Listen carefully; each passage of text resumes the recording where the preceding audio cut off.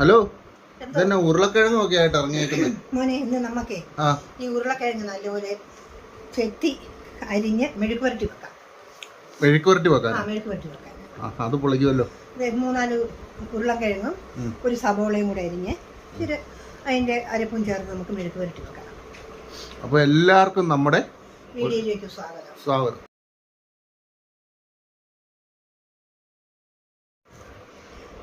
നമുക്കിതിൻ്റെ തൊലിയെല്ലാം ചെത്തി കളഞ്ഞ് അരിഞ്ഞ് ശരിയായിട്ടെടുക്കാം.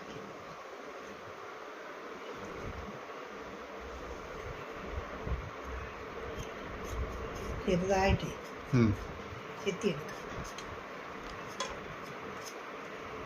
സബോളയും കൂടെ മതി അല്ലേ?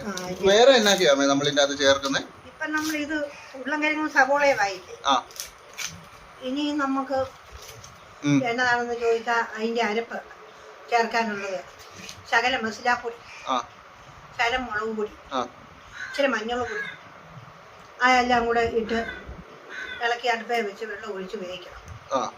പച്ചമുളക് വല്ലതും ചേർക്കുന്നുണ്ട്? മുളക് പൊടി ഇടുവാണെങ്കിൽ പച്ചമുളക് വേണ്ട.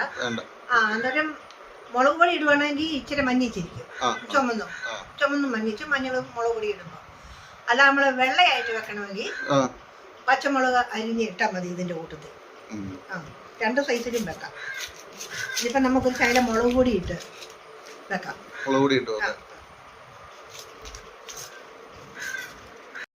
ഇത് നമ്മൾ ചെത്തിയെടുത്തു. ഇനി നല്ലത് വൃത്തിക്കൊന്ന് കഴുകിക്കൊണ്ട് വരാം. പരീക്ഷ കഴിഞ്ഞൊരു ഗ്യാങ് വന്നിട്ടുണ്ട്. പരീക്ഷയെല്ലാം കഴിഞ്ഞു. നീ അവധിയാ 10 ദിവസം ഓണാവധി. എന്നാ പ്ലാൻ?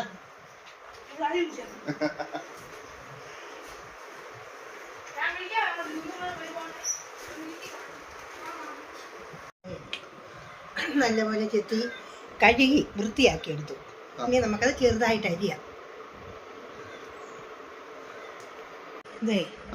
ഇതുപോലെ 2-3 ഇങ്ങനെ കീറണം. കീറിയിട്ട് ഇച്ചിരി കഷ്ണങ്ങളായിട്ട് മെഴുക്ക് വരട്ടിയല്ലേ, ശകലം കഷ്ണം പോലെ ഇച്ചിരി മുഴുത്ത് നോക്കി. അപ്പം നമ്മൾ കിഴങ്ങും സബോളയും കൂടെ അരിഞ്ഞെടുത്തു. ഇനി നമുക്കത് അരപ്പും ചേർത്ത് അടുപ്പേ വെക്കാം. അടിപൊളി ഒരു മെഴുക്ക് വരട്ടി വെക്കാം അല്ലേ? അതെ. അപ്പം നമുക്ക് ഈ കിഴങ്ങ് അടുപ്പയിലോട്ട് വെക്കാം. ഈ പാത്രത്തിനകത്ത് ഇട്ടിട്ട്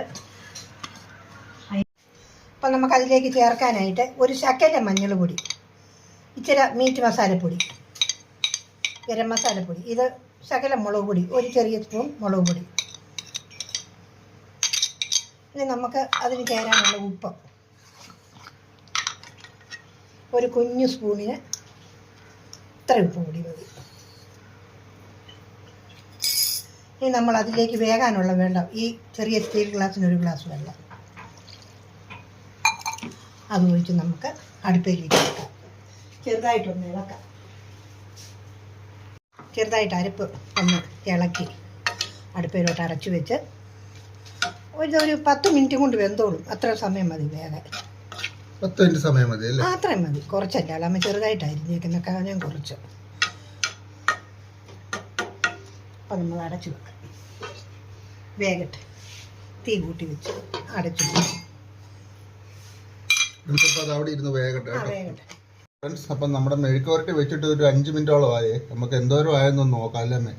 തുറന്നു നോക്കാം. കണ്ടോ, തള കയറി ഇങ്ങനെ ഇച്ചിരി വേഗണം. വേഗണം അല്ലേ? വേഗം. എന്തോ കുറച്ചു നേരം ആയാലും എങ്ങനെയായി മോനെ? വെന്തിട്ടുണ്ട്. വെന്ത ലക്ഷണമായി. ഇരപ്പ് കേട്ടിട്ട് നമുക്ക് തുറന്നു നോക്കാവേ. ഇതുണ്ടോ, വെള്ളമെല്ലാം പറ്റിയിട്ടുണ്ട്. ഇനിയിപ്പോൾ നമുക്ക് ഒന്ന് ഇളക്കി വാങ്ങിയിട്ട് അപ്പം ഇത് വെന്തത് മാത്രമേ ഉള്ളൂ. ഇനി വേണം നമുക്കത് എണ്ണയ്ക്കകത്തിട്ട് മെഴുക്ക് വരട്ടിയാക്കാൻ. അത് തന്നെ. ഇതുണ്ടോ, പറ്റിയത് നല്ലപോലെ വെള്ളം പറ്റി വേവുകയും ചെയ്തു. വരട്ടിയെടുക്കാം. ഇത് ശരിയാക്കി എടുക്കുന്നതിന് വേണ്ടി നമുക്ക് പാത്രം എടുത്ത് വെക്കാം. പാത്രം നല്ലപോലെ ചൂടാകട്ടെ. അപ്പം പാൻ ചൂടായി, നമുക്കതിലേക്ക് എണ്ണ ഒഴിക്കാം. വെളിച്ചെണ്ണയാണ് ഞാൻ ഒഴിച്ചിരിക്കുന്നത്.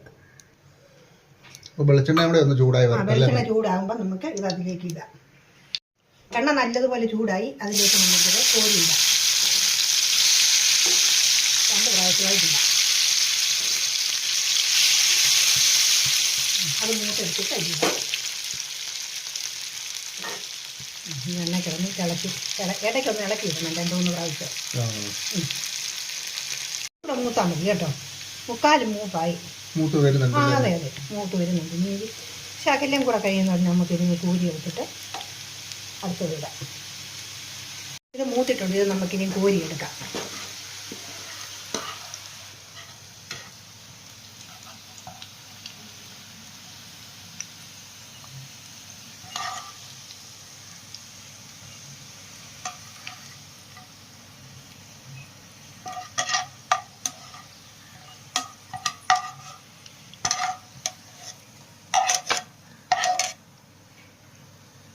ഇനി ബാക്കി ഇരിക്കുന്നത് അതിനകത്തോട്ടിടാം.